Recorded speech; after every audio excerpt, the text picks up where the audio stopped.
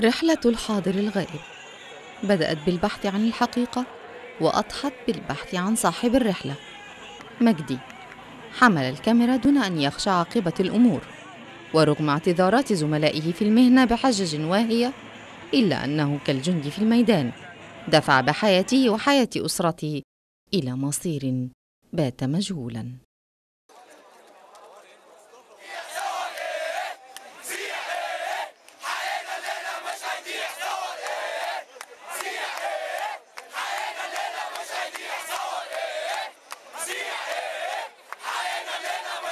يعني شخصية محترمة، والناس دي كلها ان شاء الله هترجع مجدي بالسلامة من ليبيا ان شاء الله.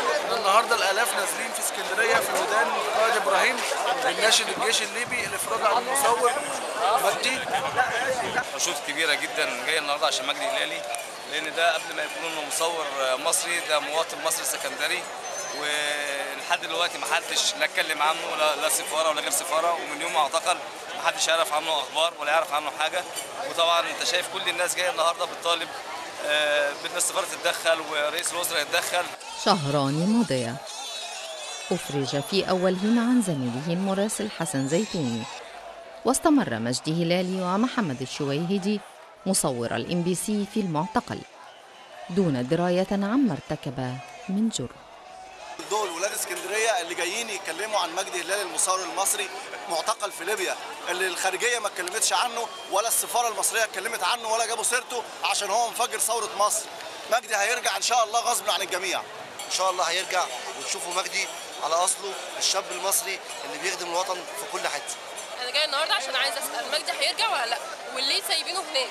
عايز اعرف سبب واحد يخليهم يفرجوا عن حسن زيتوني ويسيبوا محمد شويهدي ومجدي هلالي.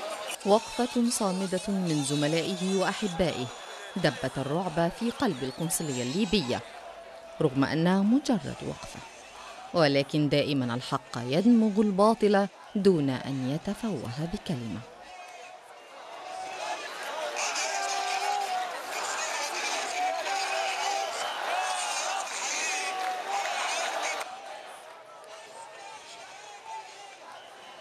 أسرة مكتب الMBC بالإسكندرية.